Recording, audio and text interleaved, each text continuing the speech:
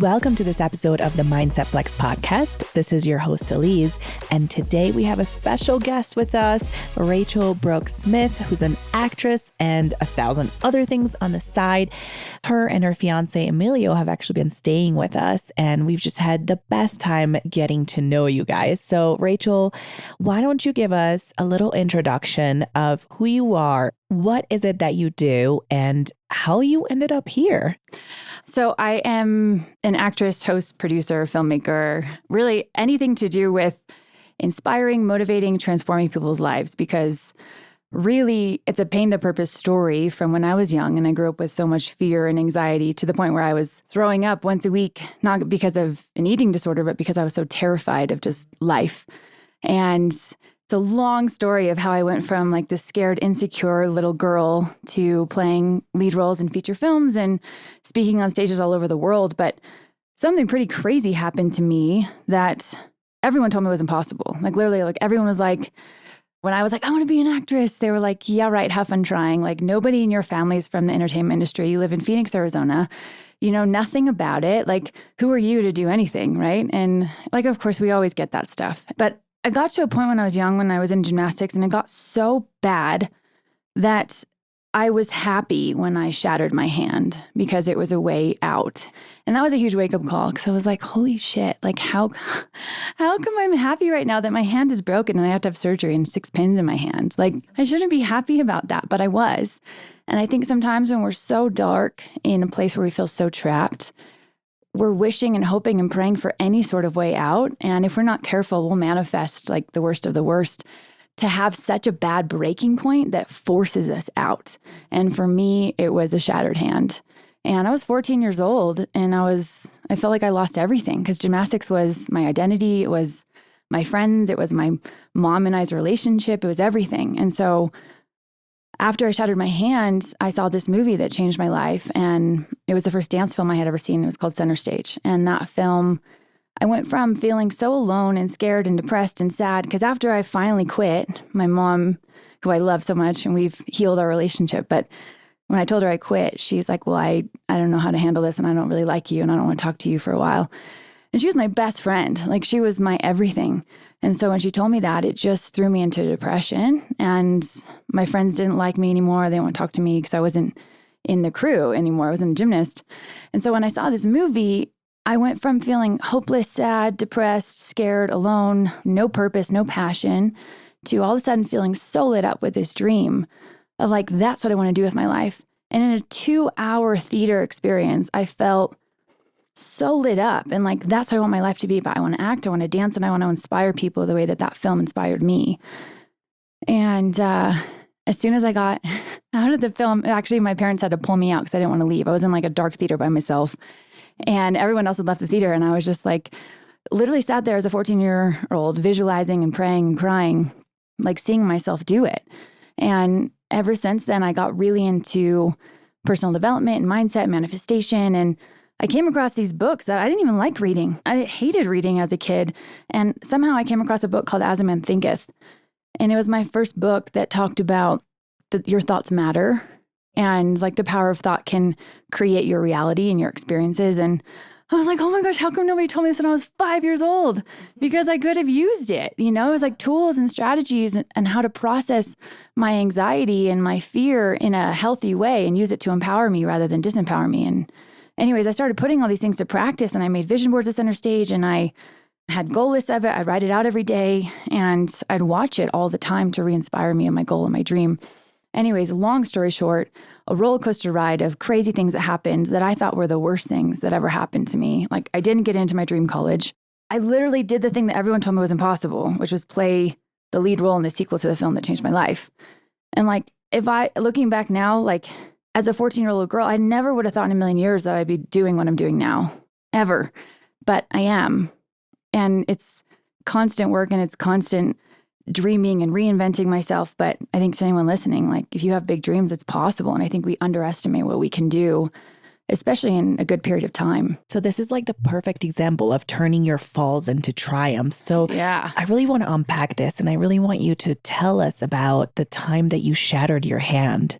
Well, first of all, I was 13. I was winning the competition and when I landed wrong on the beam and my hand literally like cracked and you could hear the crack from across auditorium, my coach just got right in my face and was like, get back on the beam and finish your routine. And I was like, okay.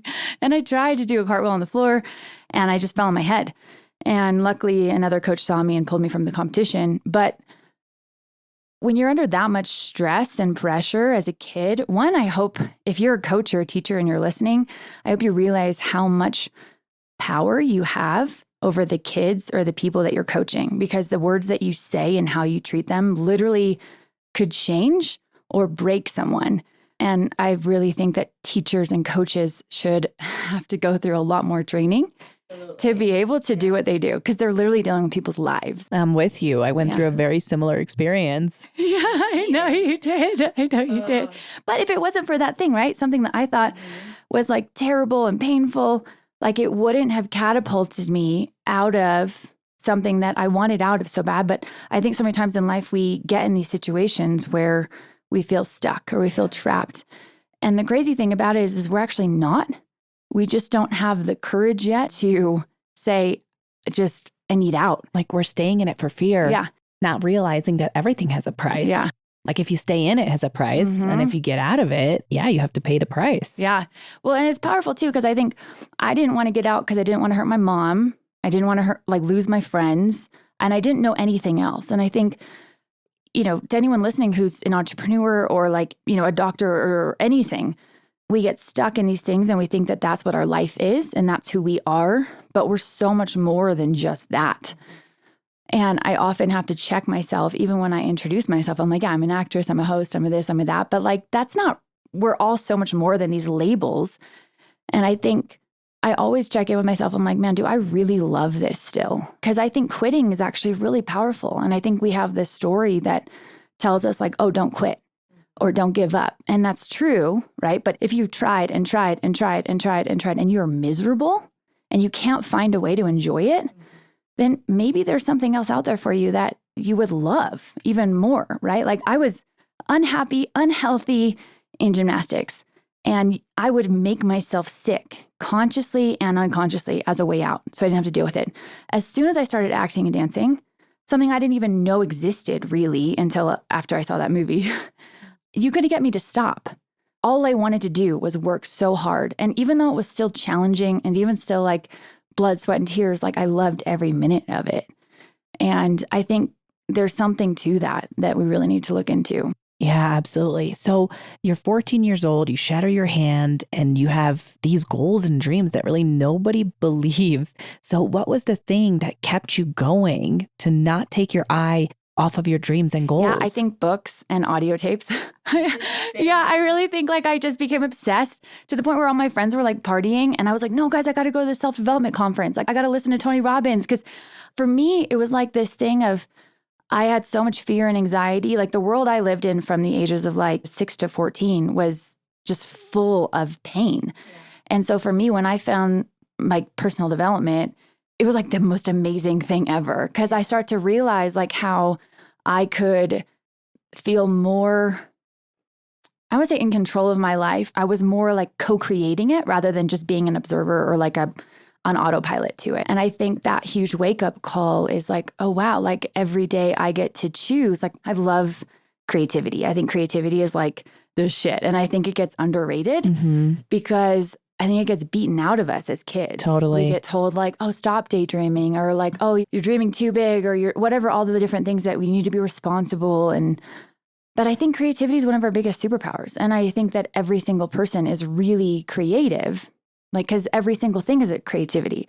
A workout is, you're creating a workout, you're creating a meal, you're creating your day, you're creating your relationships, you're creating, everything is an act of creation. And so one of my biggest passions is to help people understand that they don't have to be in a creative job to be a creative person. They get to create their own life every day. And I think one of the biggest things in our mission, my fiance and I created a brand called Relationship Renegades. And my, kind of message that I talk about a lot called Hero Habits is really about disrupting the perception of suffering or disrupting the perception of pain, right?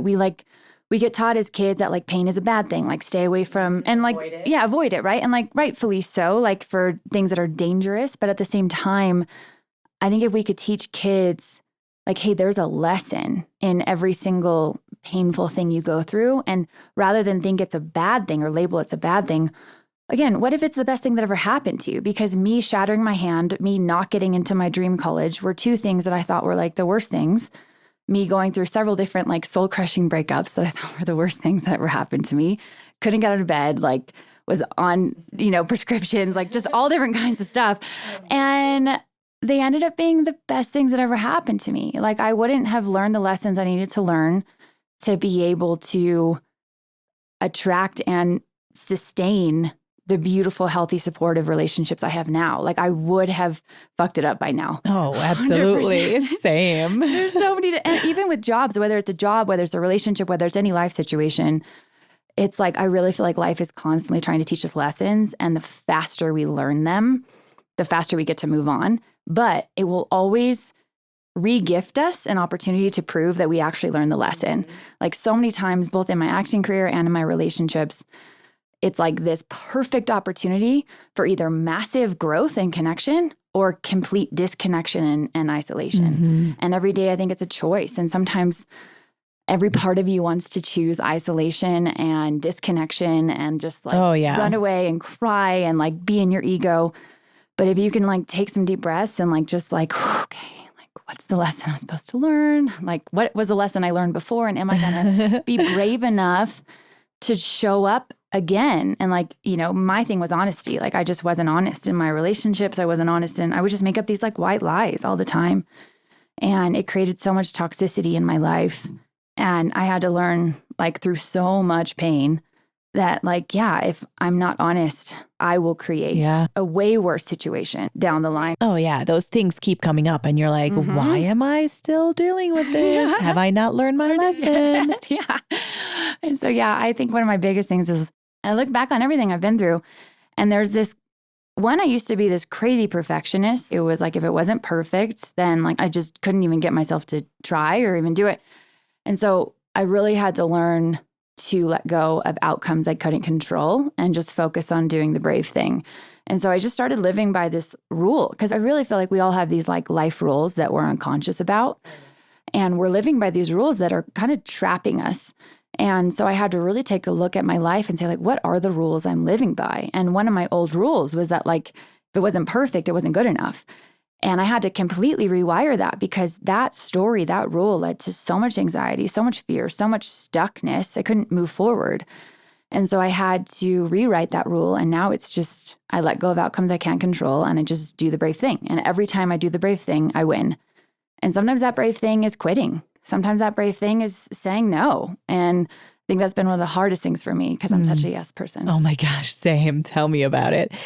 Okay. I want to go back to center stage. Okay. And I want you to tell me about your upbringing, your background, and how that affected you when it comes to getting this lead role. Yeah. Well, after I started acting, dancing, I mean, first of all, I grew up in a really religious family and I didn't realize how much of those stories were my direct relationship with my creator. And I had to learn the hard way.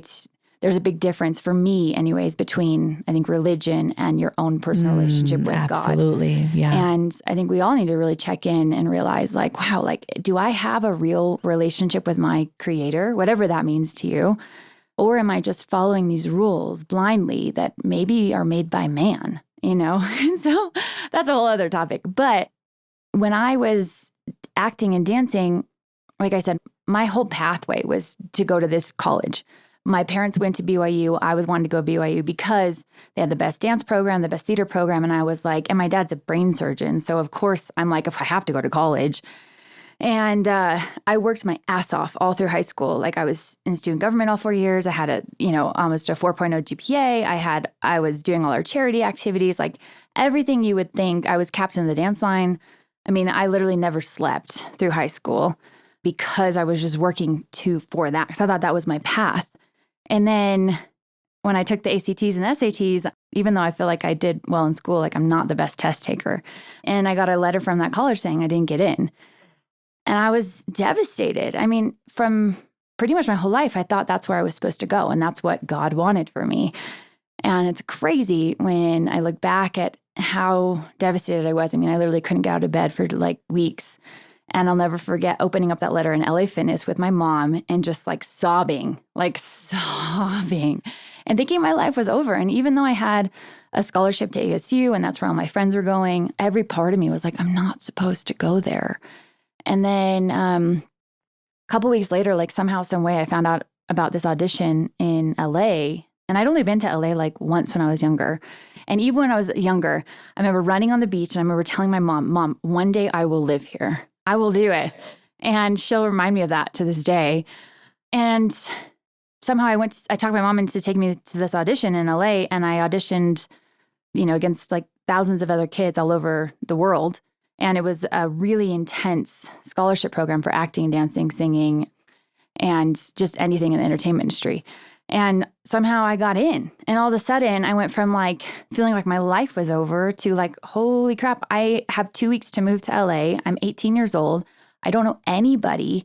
I've only been there like once and I have to figure it out. And so I was so terrified. But again, like I kept listening to people every day I would listen to people like Tony Robbins and Wayne Dyer and Louise Hay and like all these different people that would talk about everything you could think about positive psychology or manifestation or mindset or law of attraction. And I would just try to put those principles to practice. And I remember when I moved to LA, I mean, my dad had to like pry me out of my mom's arms. Like, even though I wanted to be there so bad, I was so scared. And it was such a culture shock because I'm like this little girl from Phoenix, Arizona, like super religious family, to like moving to LA and being all by myself. And it was crazy. And I cried myself to sleep a lot. And I would just always look at my vision boards and they had Center Stage on it. And I would watch Center Stage to remind me of what my goals were and why I was working so hard and why I was doing this. And as soon as I got out of the scholarship program, which was the hardest thing, but the best thing I ever did, because you also said that you couldn't audition for anything. Yeah, I couldn't audition for anything. Yeah, I couldn't do anything because the whole program was about training. Because if you booked a job, then you couldn't train anymore. So, and I didn't like ballet very much. And I had to do ballet every single day to the point where I like forced myself to like it. And then as soon as I got done, again, I lived at this place. It's called The Edge in Hollywood. I lived at this place and I never once saw an audition like sign on the wall for anything. And as soon as I got done, as soon as I actually was able to have an agent again or ever, there was a sign on the wall that said like, the auditions for the lead girl in Center Stage 2. And my heart just dropped. And I was like, oh my gosh, that's my movie. Like, even though I had said every day, like, that's what I want to do, I never thought in a million years, like, I could actually play the lead in the sequel. So much to the point that, like, I talked myself out of going because I was so scared. And I had recently been talking to different agents, and they all were turning me down, saying I wasn't ready because I hadn't done any acting yet. And even though I had a dance agent, I kept saying like, guys, but I want to act as well. I don't want to just be a dancer. I want to be an actress who can dance.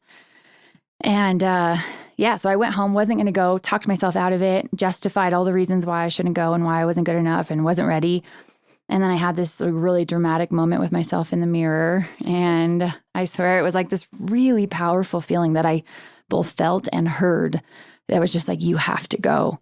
And it pulled me out of that bathroom and into the audition. And basically I went in for it was like about 3-month process, 6 different auditions of just feeling so close yet so far from your childhood dream, and going from feeling like so much adrenaline to so much energy to feeling so small and so scared, like all the time, like couldn't eat, couldn't sleep.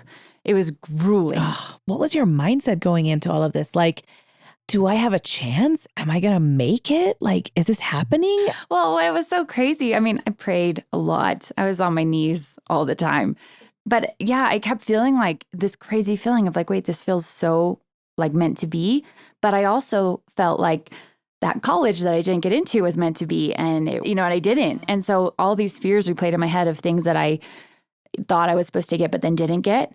And then, I feel like It was a lot of faith and a lot of courage and a lot of just like giving it my all and really feeling these really powerful feelings like, yeah, this is exactly where I'm supposed to be and exactly what I'm supposed to be doing. And I just have to keep being brave because I also hadn't done point shoes in like years. And one of the requirements for the role was they wanted a girl who could do point shoes and break dance and act. And there wasn't a lot of girls who could do that. And so I hadn't done point shoes for years. And they were like, okay, we'll come in tomorrow with like a minute on point shoes. And for anyone who's ever, saw a point or done it, it is so hard. And like you can seriously hurt yourself so fast. So went out, bought point shoes that night, like just stayed up all night long teaching myself and like trying to choreograph a minute of improv to go back. And it was so scary. But what was so crazy is that like after this 3-month process of just like not eating, not sleeping, crying every day, but being hopeful every day and like trying to like put yourself out there every day, even though you don't know what's going to happen. I got this call from an agent that had turned me down 3 months ago. And she called me and she was like, hey, Rach, Sony just called me and they want to book you as the lead role in Center Stage 2. And I mean, I almost got in a car accident because I was literally driving and I had a freak out. Yeah, I mean, I just bawled my eyes out. And then what was crazy is that after that moment, I was like, oh my gosh, I'm set for life. I'm going to do this movie and it's going to be massive. And then I'm just going to keep doing films and like, like it's going to be amazing. That's not what happens. Like we filmed in Vancouver. It was the most dreamlike, fantastical situation ever where you go from feeling so alive, like living your childhood dream, but yet feeling so much stress and pressure because like I had done nothing. I was so green and everyone else around me were like people that were my teachers that I admired that like, and they, I heard them talking crap about me or, you know what I mean? Like even my co-star, I heard him talking crap about me because they were like, who is this girl that's done nothing? Like, how did she get here? And like, we should be where she is, like all this stuff. And like having to just continue to move forward and like, and somehow find a way to enjoy the fact that I'm never going to get this time back again. Like I'm 19 years old, I'm living my childhood dream. And regardless of what people are saying, I have to show up. The whole movie is riding on me. It wasn't like I was playing a supporting character. Like it was all about the character I was playing. And I kind of used that same thing that you said, using, pain to push you to greatness. Like I would just use it. And I think what's beautiful about acting, it's such a mastery of self. And that's why I love it so much because it's so in alignment with everything that I'm obsessed with in personal development. And learning how to use your emotions to fuel you to move forward rather than to keep you stuck. And how to change and tap into these powerful emotions and how to use your body and your voice to express it. So yeah, it was just, what was really interesting though is I did this amazing thing and I thought my life would be changed forever. I mean, and it was in a way, but it also wasn't because I got done. And then when I went back to LA, nobody knew what I had done. And so I was like, I went back to square one and I was like auditioning with all the dancers again and everyone else again. And I had just done this amazing thing. But in movies, like it doesn't come out for another year. So I literally went into a pretty dark depression after I got done because you go from like sky high doing everything you ever wanted to do to then all of a sudden like nothing. And you have to start over. And you have to just audition and audition and audition and audition and get no after no after no after no. And it's hard.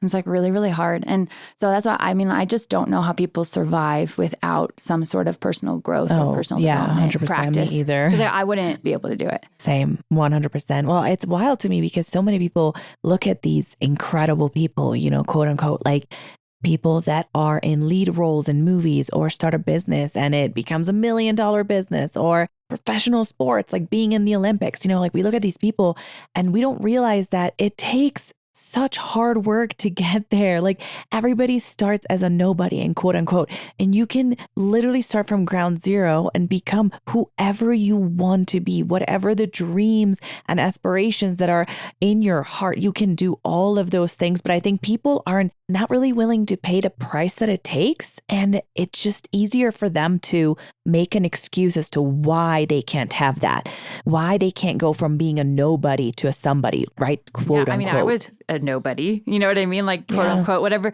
I mean, I hate that word, right? When people are like, oh, I'm a nobody. First of all, every single person, I go back to this all the time. I just feel like, we were talking about this the other night, like we live on a rock that is spinning at a crazy speed, floating through space, and yet we don't believe in miracles like every day. And just even thinking about like the way our body works, like all the things that have to go on every single day just so that you can breathe or see or smell or taste or touch or run or play or hug someone, like it's crazy. And so I feel like, and especially as women, man, like we create We life. are walking miracles. Yeah, like we create actual life. Yeah. And if that's not an amazing testament to how powerful you are, that you can go do anything you want, like I don't know what is. A favorite quote that we talk about all the time is like, people overestimate what you can do in a year, but underestimate what you can do in 10 years. Yes.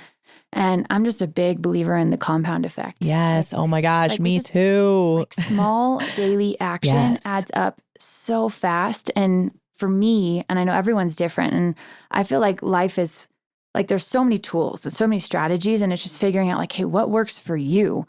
And what might work for me might be different than what works for you. But for me, because of my perfectionist background, I really have to focus on like baby steps. Baby steps in a way that, because this is what would happen almost like whether it was a new month or new year, it'd be like, okay, I'm going to run a mile tomorrow. I'm going to write a book. I'm going to write out like 50 emails. I'm going to meditate for an hour. You know what I mean? Just like listing out all these crazy things. And then I started learning that like I never could keep my promises to myself. Yeah. And then I started, one day I remember being in the shower and I was just in like a really dark place. And I was like, I don't trust myself. And then I started realizing like, man, the reason I don't trust myself is because I'm not keeping my commitments to myself. And what happens in life, if someone's not keeping their commitments to anyone, you can't trust them. And so I had to realize like, oh shit, like what if I started just saying, okay, I'm going to meditate for 60 seconds tomorrow. Like I'm going to write one email. I'm going to make one phone call. You know what I mean? Just baby steps. Yeah. And then what I found was that like once I got started, if I made it so simple for myself to make action and keep the commitment, it always felt so good. I wanted to do more. And so I think I'm just a huge believer in like small commitments and baby steps, because it always turns into like big, big steps. It always does. So what was the number one thing that helped you with mindset? Kind of what I said before, honestly. It's a mantra I say every single day and I write it out all the time, but that I let go of outcomes I can't control and I just focus on doing the brave thing. And every time I do the brave thing, I win. And it's really rewiring into yourself that it's not about, because I think a lot of people focus on the outcome, which is important, right? But at the same time, if we're too focused on outcomes, then we'll never take action because we either will be too scared or we'll get depressed if it doesn't turn out the way we thought it was. But here's the thing, most of the time, it won't turn out the way you think it will. Like it won't. It never will. And so I think being open to the fact that like, okay, this won't go the way I think it's going to go, but I'm just going to keep being brave every single day. And when I feel fear, I'm going to do it anyway. You have to do it. I just know that I'll be guided to a path that's maybe even better than I ever thought was possible. And that's literally my story. And now, like, you know, to this day, even after Center Stage and Bring It On, and I did a lot of other films and TV shows, there was a point, especially when I was really struggling I went through some really terrible breakups that just crushed me. And I was such in a dark place that like I wasn't booking jobs, because that's in a whole other story. But that's why we created Relationship Renegades, because I feel like so much of life is all based on the quality of your relationships. And if your relationships of any kind are really suffering, you don't have the tools and strategies to make them better, like your career suffers, your health suffers, like your life suffers. And so I think relationship skills and tools and strategies just aren't taught to us. And so we don't know what we don't know. And so we have to have a lot of compassion for ourselves. If anyone's listening to this and they're going through a really challenging relationship or a breakup or anything like that, you know, I think a lot of our pain as humans is centered around other humans, right? So every song is written about it. Every movie is about it. Like this feeling of like love and being loved or being accepted is like, you know, theme in just the human existence. And so I think something that really, really helped me was that wake up call of like, oh man, like it's up to me to learn and study the things that I know I need to be good at in my life, because like no one's going to make me, right? I'm not in school anymore, and we're not taught the things in school that we should be. Like we're not taught emotional intelligence. We're not taught mindfulness. We're not taught relationship skills. We're not taught. Oh, yeah. We just walk out of school all fucked up. I know, like 100%. Really. And so like, but now in today's world, it's like really being like, oh my gosh, I live in the most amazing time though, because information is at my fingertips, and anything I want to learn or get good at, all I have to do is Google it, like literally. And so when I was really struggling, I just learned to like, man, I have studied all this stuff about mindset and psychology, but I've never studied relationships before. And it was at the core of most of my suffering and my pain. And I was like, man, if I have to get myself out of this somehow. So I just started like studying everything I could find about relationships or emotional intelligence or mental health or like all this different kind of stuff. And I started to put those things to practice. And then I watched my relationships get so much better. And then when my relationships got better, because I knew what I was doing and how I could change it, not the other person, but like what I could do, then all of a sudden, like I felt healthier, I felt happier. I was able to book more jobs. And like now I have 4 films coming out next year. And one of them is like a super cool superhero movie that I like dreamed of as a kid. And here's a crazy thing. I think the things that we obsess over have a lot more weight. Yes. I mean, I waited 10 years or longer to get back into skiing. I mean, it was something that I obsessed over my entire life. And I mean, everything in my life literally changed around just by going after this one thing. And I attempted a backflip on skis, which literally turned my life around because, yeah, I didn't land it. Like I kind of compressed my spine, but it sent me to realize, oh my gosh, like the stars are the limit now. Like what else can I do? And I literally like went all in with my competition, and I went on overall, and I ordered my dream car, and I launched this podcast, and I rented a house for a month on Venice Beach. You know, it's like the craziest thing ever. Like that's how we met the first time in person, but never would have happened if I didn't listen to my obsession and started it again. Well, it's so crazy. Like, you know, that's why I think like daydream, obsess, like think about stuff that you want and realize that there's so much power in that. Cause like as a kid, like, right, I obsessed over Center Stage, played the lead in the sequel. I obsessed over Bring It On. I played the lead in the sequel. I obsessed over Power Rangers. A film I have coming out next year or this year is like kind of like an unofficial follow, like a more mature version of Power Rangers. And so it's just like, okay, there's something to that, you know? And it wasn't like, I think goal setting is really flawed, because I think what I got told my whole life was have a specific date, know exactly what you're going to do, like have a timeline for yourself.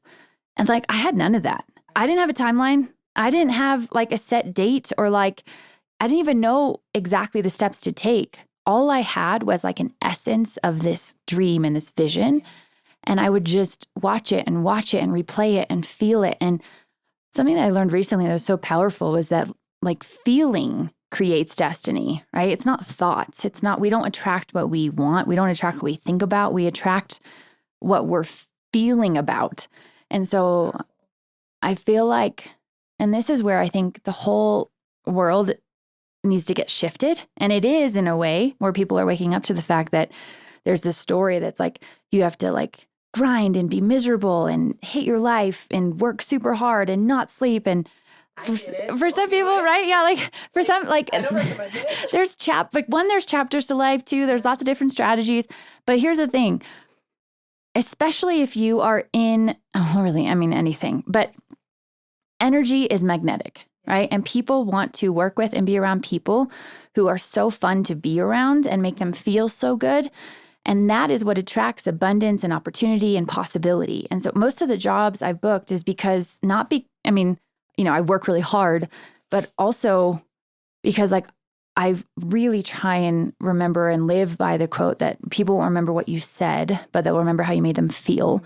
And one of the most valuable currencies there are or is the way you make people feel, right? And so if you can, but you can't make people feel amazing if you feel really shitty. And so it's really learning like, how can I love myself more today? How can I do more things that light me up today? Because if I do that first, I will be able to operate at an energy and a frequency and a vibration that is so much higher and abundant and loving and giving. Like even today I had to check myself. I was like, oh, I do not feel good today. Like I just like woke up and it was just like one of those like blah days.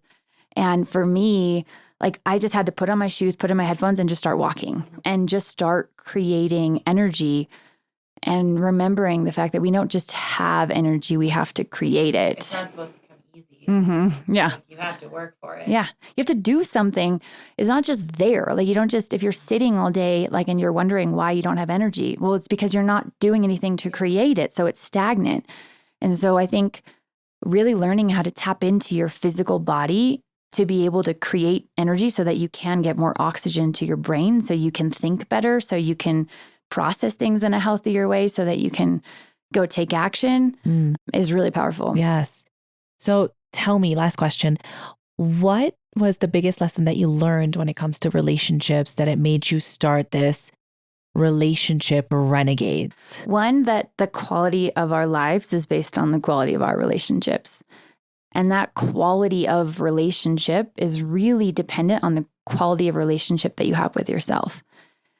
And so Relationship Renegades is all about really helping co-create a world where healthy relationships are the new norm, and not just intimate relationships, but relationships to everything, like to self, to others, to the world around you. And, you know, like I said before, relationships are just at the core of, they've linked so much of depression and suicide to a lack of community and connection. And especially in this digital world that we have, I think it's really checking in with ourselves of like, did I get any sort of real connection today?